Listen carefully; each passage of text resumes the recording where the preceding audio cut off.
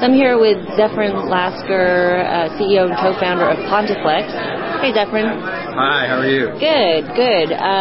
So, hey, you're in this cost per lead business, and you're trying to help advertisers really get more bang for their buck, right? That's absolutely correct. So how are you, give us an example of an advertiser you're working with and how you actually get them more than just an impression. Absolutely. So it's one of the people we've had a lot of success with is UNICEF. And their outreach campaigns. We've been working with them for a number of months. So what they come and use Pontiflex for is we will match them with appropriate publishers where they'll run their different type of CPL creative, often with a message like, click here to get a newsletter about UNICEF's various programs around the world. We generate those lists of leads of people who are interested in that. They send out a package and then they get some either support financially or traffic to their site, and they've had very good response from that. And what do they get? What do they pay you for that lead? And then also, how do you get them either the email or name of that person or the mailing list? Absolutely, and that's really the key point. With CPL, they're really only paying for that lead. They're not paying for a click on an ad. They're not paying for someone sees their ad. They're actually paying for the engagement, and that engagement metric of CPL is critical because obviously everyone wants to show engagement. But they also, if they can pay for it instead of just paying for some indirect measure. Right. And what do they pay? It would really vary. It varies depending on the type of publisher you're running on, whether it's large, small, prestigious, or more niche, and what fields you're collecting. If you're only collecting email, maybe you're paying $1, maybe a little less. You're collecting full mailing address, full postal, then you could be paying several dollars. So it really varies. But the whole point is the system designed that whatever you pay will back into an effective metric. How does that compare to other ways to get a mailing list? Absolutely, and that's a great question. The way it really differs from other ways that people have generated mailing lists in the past is, say if you go to, say, an email list rental company and rent their list, what you're really getting is a list of likely suspects. You're not getting a list of people who've raised their hand and said, hey, I'm interested in your product or service. You're actually just getting a list of people who maybe match some demographic criteria. But that is not a statement of intent. When someone opts in, they're showing you the intent that they want to participate in either buy your product or service or engage in some other way. And that's a critical difference between the way we generate leads versus kind of the old school offline way to do it. And your opt-ins about 2 to 3% on average, maybe higher sometimes, and you're kind of getting them right sort of at the registration, or actually the checkout, it almost looks like on the site. Right. Are there other ways to raise the opt-in?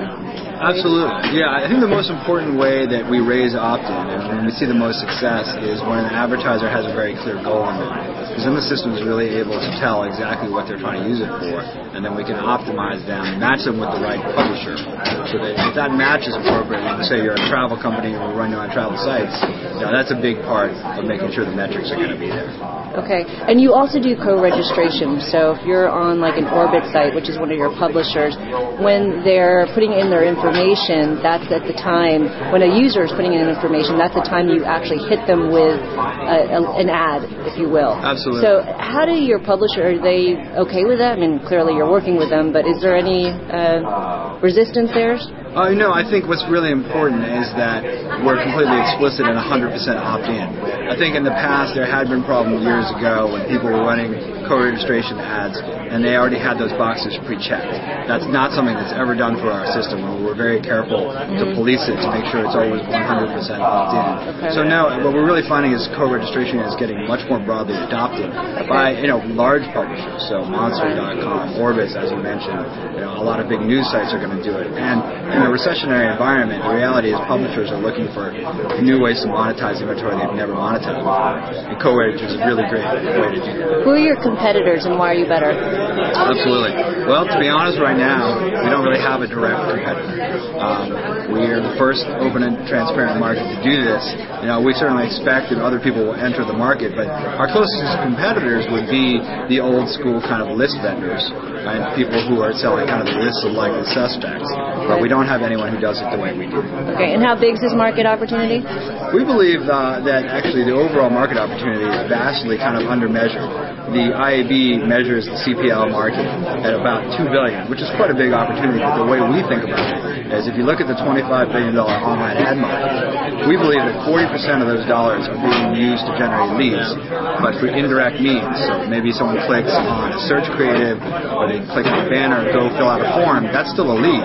But instead of the advertiser paying for just the lead, they're paying for the click or the impression to get that lead. And that's much less efficient than just paying for the end lead itself.